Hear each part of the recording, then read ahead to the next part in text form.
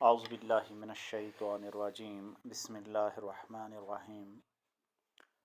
پیارے بچوں اور بچیوں، یہ 12ویں کی اردو کی کلاس ہے اور آپ جانتے ہیں ہم افسانہ پڑھ رہے ہیں منشی پریم چند کا، جو گلی ڈنڈا کے نام سے موسوم ہے، اور آج ہمیں صفحہ نمبر 22 سے شروع کرنا ہے۔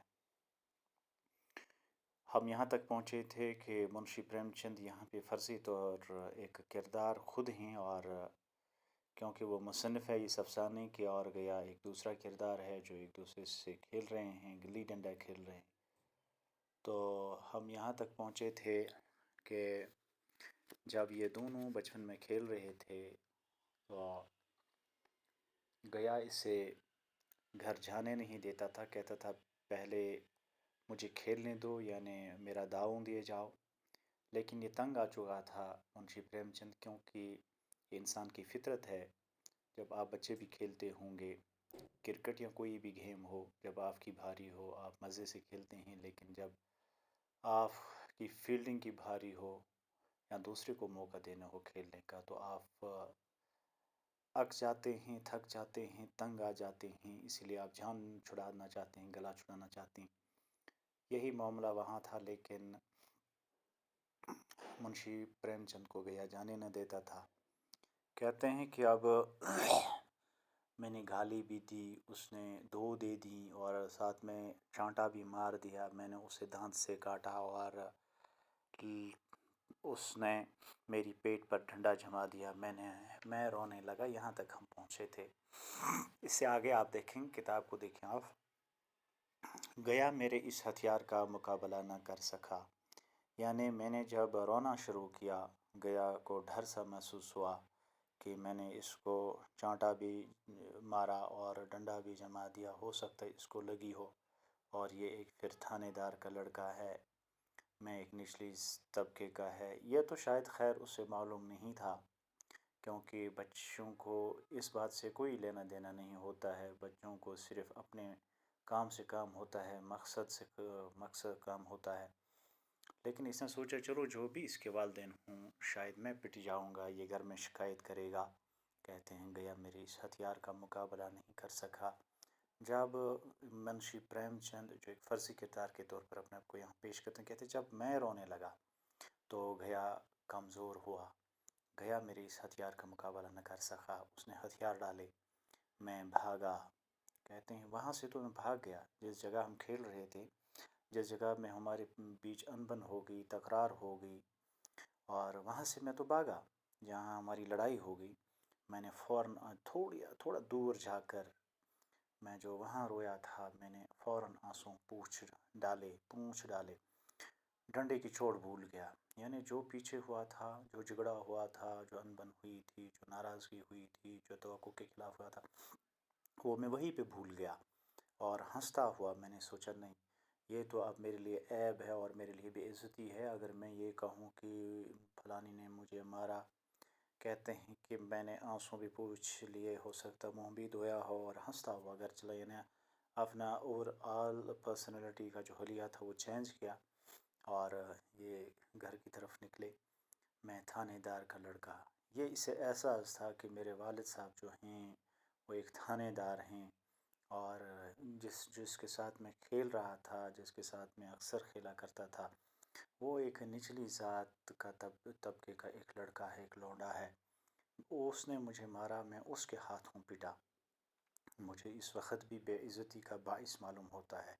کہتے ہیں آج 20 سال گزر گئے، لیکن جب مجھے یاد آ جاتا ہے کہ اس نچلے ذات کے طبقے کے بچے نے مجھے مارا جب میں چھوٹا تھا، تو مجھے آج بھی اپنے لیے باعث بے عزتی یہ معلوم ہوتا ہے کہ اس نے مجھے کیوں مارا۔ لیکن کہتے ہیں گھر میں نے اس بات کی شکایت نہیں کی، کیونکہ باہر جو ہوتا ہے بچے اس سے گھر میں شکایتیں نہیں لگاتے ہیں، ورنہ معاملہ پھر بڑوں پر آ جاتا ہے، پھر لڑائیاں ہو جاتی ہیں خاندانوں کے اندر۔ کہتے ہیں انہی دنوں جن دنوں میں گیا کے ساتھ کھیلا کرتا تھا، انہی دنوں کیا ہوا، انہی دنوں والد صاحب کا، یعنی تھانے دار صاحب کا، منشی پریم چند کے والد کا وہاں سے تبادلہ ہو گیا، ٹرانسفر ہو گیا۔ کہتے ہیں مجھے ذاتی طور پر بڑی خوشی تھی، کیونکہ نئی دنیا کی خوشی میں ایسا پھولا کہ اپنے ہم جولیوں سے جدا ہونے کو بالکل افسوس نہ ہوا۔ کہتے ہیں والد صاحب بڑے افسوس کرتے تھے، یہ بڑی آمدنی کی جگہ تھی، اماں بھی بہت افسوس کرتی تھیں، یہاں سب چیزیں سستی تھیں اور محلے کی عورتوں سے لگاؤ سا ہو گیا تھا۔ لیکن میں ماری خوشی کے پھولے نے سماتا تھا، کیونکہ میں لڑکوں سے شیخی بگاڑ رہا تھا۔ وہاں ایسے گھر تھوڑی ہوتے ہیں جہاں جیسے یہاں ہیں، ایسے ایسے اونچے مکان ہیں کہ آسمان سے باتیں کرتے ہیں۔ وہاں کے انگریزی اسکولوں میں کوئی ماسٹر لڑکوں کو پیٹے تو قید ہو جائے۔ میرے دوستوں کی حیرت سے پھیلی ہوئی نگاہیں اور آنکھوں اور متعجب چہرے یہ بتلا رہے تھے کہ ان سب کی نگاہوں میں کتنا اونچا اٹھ گیا ہوں۔ اور اللہ تعالیٰ نے ایک ہنر دیا ہوا ہوتا ہے بچوں کو، لیکن اس لیے ہمیں چاہیے، بڑوں کو چاہیے کہ بچوں کو چھوٹے سے ہی، شروع سے ہی ان کو دینی تعلیمات دے دیں، ان کو دینی مجالس میں بٹھائیں، ان کو دینی پروگراموں میں لے جائیں، کیونکہ بچے کا مزاج بنتا ہے۔ ورنہ بچہ صحیح راستے سے بھٹک گیا تو پھر یہ اپنی اصلی راہ پہ نہیں آتا ہے، پھر پرابلم ہو جاتا ہے۔ اللہ تعالیٰ نے بچوں کو جو ہنر دیا ہوا ہوتا ہے، اگر بچوں کو جھوٹ کی لت لگ گئی، کیونکہ یہ بڑے ماہر ہوتے ہیں سچ کو جھوٹ اور جھوٹ کو سچ بنانے میں، اور اس میں ان کا کوئی مقابلہ نہیں کر سکتا، کیونکہ انہیں ڈر نہیں ہوتا ہے، انہیں پتہ نہیں ہوتا ہے جھوٹ کیا ہے، یہ چالاکی سے جھوٹ بولتے ہیں، انہیں معلوم نہیں جھوٹ کی سزا کیا ہے۔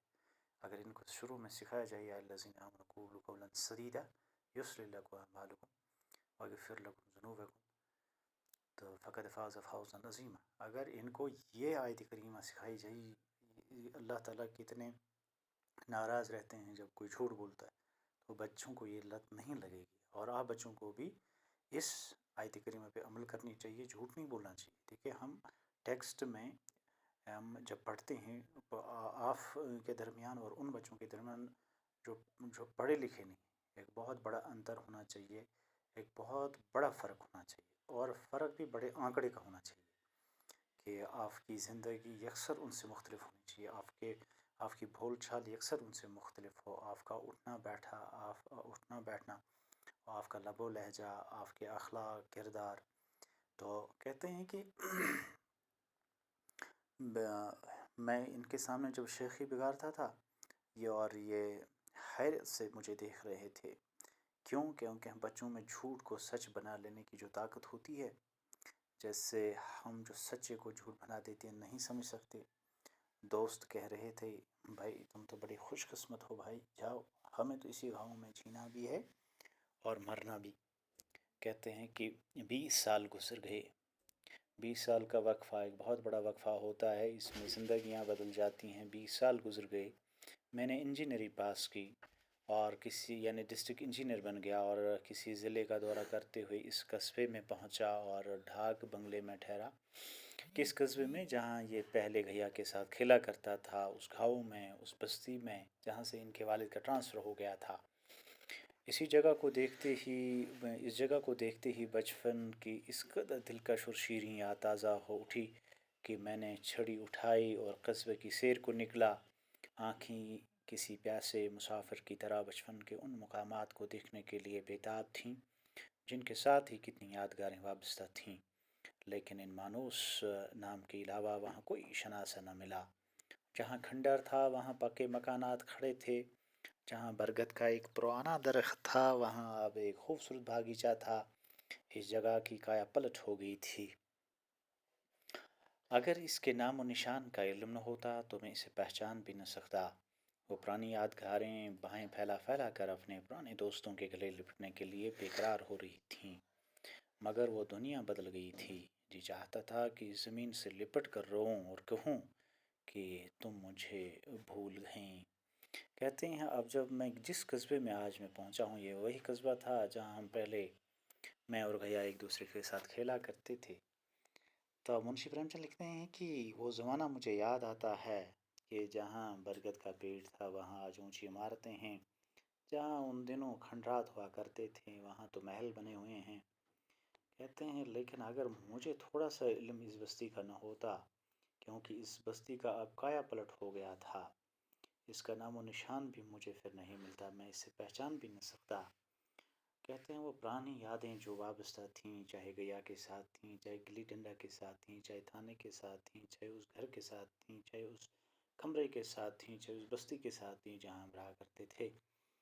کہتے ہیں کہ وہ بہائیں پھیلا پھیلا کر پرانے دوستوں کے گلے لپٹنے لگی. میرا دل بے قرار ہو رہا تھا کہ میں اپنے دوستوں کو گلے سے لگا لوں اور انہیں ایک بار مل لوں اور پرانی یادیں تازہ کروں.